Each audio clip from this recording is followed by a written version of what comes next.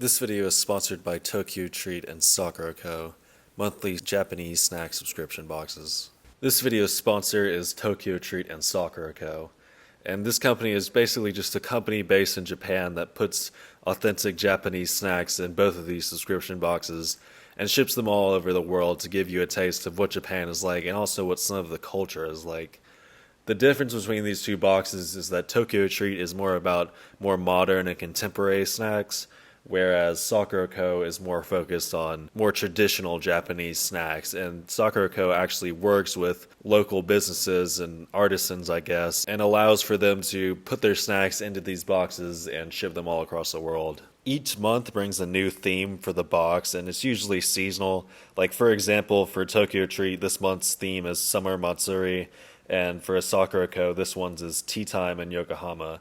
And Yokohama is just a city in Japan, and this month's box is basically just taking snacks and mainly teas from that area and allowing you to experience that. And as for Tokyo Treat, this month's box is more focused on the festivals that take place in Japan all over the course of the summer and just taking the snacks that are typically go along with those festivals. Both boxes come with like a little pamphlet that just explains kind of the background of the theme, but also just gives you information about all the snacks and just like some of the allergens and the ingredients, but also some of the culture and background that goes with the snacks as well.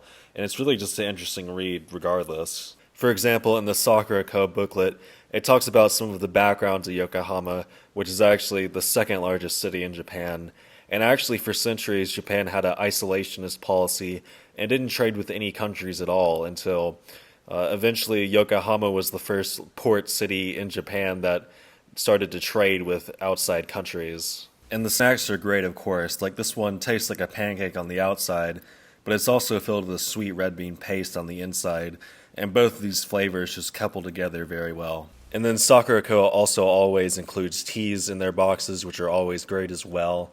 And this month, actually, they give you a little side plate where you can just put like your snacks that you eat your teas with. So I think that's just a very nice touch as well. And then for Tokyo Treat, they also have these vanilla Pockies, and I've actually never had Pockies before, but those were also good, and it was definitely had a good blend of sweetness and saltiness. All in all, I would highly recommend both of these boxes. Sakura Co. is more about just teas and baked goods, so if you're into that, I would recommend that one. And then for Tokyo Treat, it just has a vast array of contemporary snacks with all different type of flavors in that. So I would recommend that if you were interested in something like that. And then if you actually look in the description or the pinned comment on this video, you'll see that there are links to promo codes that will allow you to get $5 off your first box for either of these boxes. So ultimately, I'd recommend both of these boxes, and I'm thankful to Tokyo Treat and Sakura Co. for sponsoring this video. With all of that said, I can start the video now. Kakashi is a character who had always been presented in a very straightforward fashion when it came to how powerful he was. In the Land of Waves arc, we see him eventually best zabuza, and they both show us what a jonin is capable of. After that, the chunin exams arc shows us that there are characters that are much more powerful than Kakashi. Orochimaru laughs at Kakashi's challenge to fight him, and not long after that, we get to see our first fight among kage level opponents. Hiruzen takes on the first two hokage and Orochimaru, despite his decline from age, and this fight completely dwarfs what Kakashi did against Zabuza. After that, Kakashi is embarrassed by Itachi, and the sannin showdown arc shows us even more characters that are more powerful than Kakashi. This trend continues into Shipudden, despite Kakashi becoming more powerful as Part 2 goes on. He had started as the strongest in the series, but had regressed into someone who loses most fights he participates in. Everyone seems to be on the same page on how powerful Kakashi is, until the war arc. Kakashi makes a leap at the end of the series, but people wildly vary on how much of a leap he takes. Some people believe that he jumps all the way to sannin levels of power. A good many even say that he could beat Pain, despite Pain easily beating him in early Part 2. I've always had to put in extra thought whenever I talk about War Arc Kakashi in a fight in any of my videos. Kakashi was always just Kakashi, and someone who was just a jonin level, but War Arc Kakashi is something I want to thoroughly investigate. So just like my other How Strong Are They Really videos, I'll start just by giving out the straight facts about War Arc Kakashi, and then my interpretations. Then I'll end the video by talking about who War Arc Kakashi is relative to, if I highball him and if I lowball him. The war arc gets very wonky with power scaling for some characters, so we'll see how this affected Kakashi. Before I talk about Wara Kakashi's facts, I should briefly talk about early Part 2 Kakashi to show how much he grew. Before the war arc, we saw him hold his ground against Hidan, but eventually was defeated by Kakuzu until Hidan mistakenly cursed Kakuzu. After that, we see him try to take on the Diva Path and the Asura Path. He had some help, but was still almost able to destroy the Diva Path using his allies around him. The Asura Path had to save the Diva Path, and right after this close call, the Diva Path defeated Kakashi with one almighty push. After using a lightning clone, a Chidori, and 2 Kamuis, Kakashi died from chakra exhaustion. Fast forward to the war arc, and we see Kakashi is put in charge of one of the 5 divisions of the Allied Shinobi forces. We see him defeat a weakened Edo Tensei Zabuza with ease, and later on he goes to help Naruto and B fight Obito. He starts this fight by simultaneously surprise attacking Obito with Guy in order to save Naruto. Obito counters by directing all the version 2 Jinchuriki towards them, but Kakashi holds his ground. He takes a hit well from one of them, and is able to cut through their chakra arms by using his lightning cable. After this, the Jinchuriki go into full transformations, and Naruto's Kurama avatar takes care of them. Obito pulls all the tailed beasts back into the Geto statue, so this results in a 3v1 against Obito. The first thing Kakashi does in this sequence is attempt to Kamui the entire head of the Geto statue, but this is stopped by Obito. After this, he helps Naruto fight Obito, and uses Kamui 3 times in quick succession. He Kamui's a kunai that Obito kicked, one of Naruto's Rasengans, and an entire Naruto Shadow Clone in order to break Obito's mask in the Kamui dimension. Some time passes before Kakashi starts fighting again because he had to process Obito's face reveal. After that, he uses Kamui to escape the Kamui dimension twice in quick succession after Obito warped him there. This fight between Naruto and Kakashi versus Obito is cut short after the 10 Tails awakens because Obito retreats to on top of it. The 9 Tails replenishes Kakashi's chakra during this. We then see Kakashi Kamui the entire 8 Tails, and then warp it back above the 10 Tails shortly afterwards. This completely drains Kakashi, but eventually he gets a QB chakra amp from Naruto. Some more time passes and Obito takes him into the Kamui dimension to fight him. This results in Kakashi penetrating him with Chidori, just like Obito wanted, since it would remove the curse seal Madara put on Obito. Kakashi does a few more minor things after that fight, but the last major action he did was using Kamui to open up Madara's truth-seeking orb before Guy hit it. During the Kaguya fight, he doesn't do much until he becomes DMS Kakashi, but I'm not talking about that in this video. Now that I've stated the unbiased facts, I can now give my interpretations of them. Easily beating Zabuza is no surprise because of how Zabuza is weakened in a reanimation state, and Kakashi had only gotten stronger since their fight. When it comes to him surprise attacking Obito at the same time as 6-Gate Guy, I'm not fully convinced this means he is just as fast as him. They could have been syncing their speeds since the goal was for Kakashi to grab Naruto at the same time Guy attacked Obito. Something similar to this would be Sasuke and Naruto syncing their flame control and Rasen Shuriken. Tobirama says that they are matching their power output in order to combine them, which would imply that they aren't going full strength because it's more important for their power to be equal. The point is that that sequence was supposed to happen simultaneously, so it's very possible Guy did not go full speed there. They needed Obito to become intangible at the exact same time that Kakashi secured Naruto. We do see Kakashi show off some speed shortly after this when he actually lands a hit on the version 2 6 Tails while Guy fights the version 2 7 Tails. He even takes a hit from its tail and it only manages to knock him back. The problem here is that we don't have a very good reference point on how strong these version 2 reanimations are. We know Kisame couldn't keep up with version 2B, but tailed beasts grow exponentially in power with every tail. This is still the version 2 6 Tails, however, so being able to do that well against it puts Kakashi up to Kage level already in my opinion. This little moment is the only time we really get to see what Kakashi is capable of on a one-on-one though, because after this he mainly plays a support role in the fight. And playing the support role in a fight makes it harder to determine how strong you really are, because you are relying on other characters to fight. However, there is plenty of merit in offering utility in a fight, it just makes it harder to determine how strong they really are. For example, Tobirama was very instrumental in fighting Jubito because his flying Raijin and intellect greatly utilized Sasuke and Naruto's powers. Of course, this did not make him stronger than Jubito, because when he had to fight Madara one-on-one, he lost with little contest. Kakashi's Kamui and intellect were important against Obito, but he needed his 3 allies to fully utilize this. Even some of the things he did by himself required the others to fight for him. He impressively was about to rip off the Geto statue's head with Kamui, but this required the others to cover him while he gathered chakra. Another feat we should take with a grain of salt is him using Kamui on Naruto's Rasengan and Shadow Clone.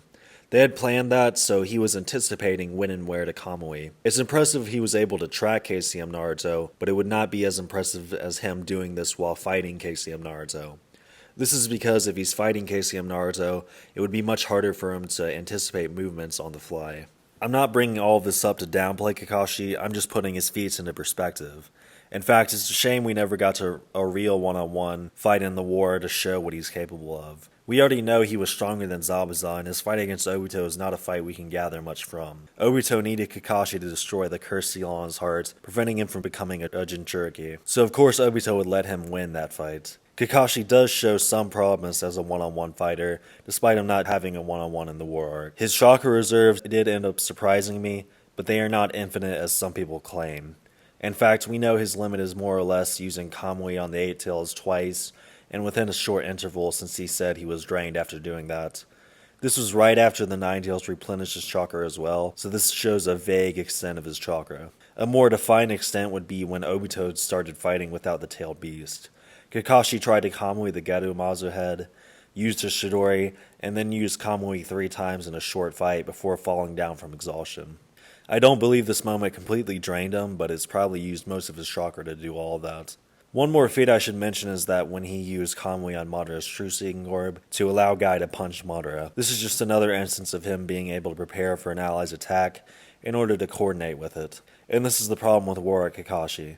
Everything he reacts to is easier because he has ample time to anticipate for it. To further drive this point, I should bring up that Orochimaru said that if Kimimaro was healthy for Konoha Crush, then Hiruzen would have been easily assassinated. This doesn't mean healthy Kimimaro is stronger than Hiruzen, it just means that playing a secondary role can be very beneficial. Kakashi's intellect in Kamui can really raise a team's ceiling, which is something I consider when deciding how strong someone is. When it comes to Kakashi in a vacuum, I'm not sure what to think. Kamui was always a great defense, considering that it could stop Sasuke's Susanoo arrow. The problem for Kakashi before the war arc was that he was too exhausted to even run to save Sakura after that. If Sasuke had enough chakra in that situation, Kakashi would be dead after the second arrow. War arc Kakashi is different because he could have used Kamui and then started some type of counter-offensive in order to not have to use it again. Kamui is an excellent defense for Jutsu, especially for War Kakashi since he has enough chakra to use it several times. Offensively, Kamui leaves a lot to be desired. It worked on Deidara because his guard was down, and Kakashi didn't even try to use it on Kagezu. Although when Kagezu pinned Kakashi, that would have been a great opportunity to use it. He never tried to use it offensively against Pain either, so it's not very viable for human opponents, and when he uses it for large opponents, he needs time to prepare enough chakra. Being able to Kamui a tailed beast would greatly improve how powerful he is, but with how much time he needs for something that big, it would be extremely hard for him to pull it off. He does have a Chidori for offense, which he can use more liberally now, but this failed to penetrate the version 2 Six Tails. It did penetrate Obito, however, so hitting a human character in base would likely be a lethal blow. The problem is that we don't know how well he can connect his Chidoris. We saw him hit the version 2 Six Tails by himself, but almost every other reaction he had in the war arc was reacting to an ally attacking an opponent. We also don't know really how fast that version 2 Six Tails is either. I wouldn't say it's on the level of Four-Tailed Naruto based on the fact of how much destruction Four-Tailed Naruto could cause just by slapping the ground. So much of what we know about Kakashi's speed is in a one-on-one setting is just conjecture, which I'd rather avoid, but it can't be helped. Before I scale Kakashi to other characters, I'd like to say that there are times when you need to be the primary fighter, and there are times when you need to be the secondary fighter. His Kamui was especially effective as a support role because it countered Obito's Kamui, but even despite that, being able to Kamui Jutsu for your teammates is extremely helpful. On the other hand, there are times when Kakashi has to be the main fighter, and it hasn't worked as well, like against Kakuzu. I'm aware that's before the war arc, but that's the only real comparison I can make. A hypothetical comparison would be, he would not be nearly as effective against someone like Sage Mode Kabuto if he had to take the lead in that fight. There's plenty of merit in offering utility to a team, but it is just as important to be able to fight on your own as well. This is a concept I think many need to consider because they often think playing a support role equals playing a primary role. But I'll go ahead and give my verdict on War Kakashi, even though I feel as if there's a severe lack of information on how well he can fight on his own. When it comes to the Akatsuki, he's definitely above the bottom members, like Konan, Zetsu, and Hidan, even if we lowball him. If we highball him, he may start to become relative to the middle of the Akatsuki. I wouldn't say stronger, but just that he could fight those guys and not get outclassed, like Kakuzu outclassed Kakashi in their fight in early part 2. As for the sannin, if we lowball him, he definitely hasn't reached their level, but if we highball him, he would be closer approaching them as well. He wouldn't be stronger, but he'd also be able to fight them without being embarrassed. When it comes to the 5 Kage, if we lowball him, he's below Mei, but if we highball him, he's above her. Mei is a character with a lethal arsenal, but we never really got to see her do much with it. I don't think he's stronger than Gaara because of how well Gaara did against Raza and Kagetsu mostly by himself. Tsunade is another one who looked very impressive against Madara and his Susanos. She works well as a support role too, considering that she can heal and replenish chakra. And then as for the Hokage, he's last even if we highball War Kakashi. Tsunade has shown more as a primary fighter and can also be as useful in a support role just like Kakashi's Kamui can be very helpful in that sense. I'm confident I didn't highball Kakashi too far because I'm not just going to make wild assumptions about what he's capable of off of little information. Just based off of what I was able to see from Kakashi, he made the leap to Kage level. But if you really read into what he did, he's a low-level Kage most likely. It would have been nice to see more of what he could do in a one-on-one, because I'm feeling unsatisfied with the discovery that there was not much for me to discover there. What I do know is that he can play a support role much better than he can play a primary role. If we knew he could play a primary role just as well, I would have scaled him higher. Based off my conjecture, he can't do that though, so he stands as a low-level Kage to me. Anyway, if you enjoyed this video, please leave a like and subscribe if you want to see more videos in the future. Comment something if you have something to say.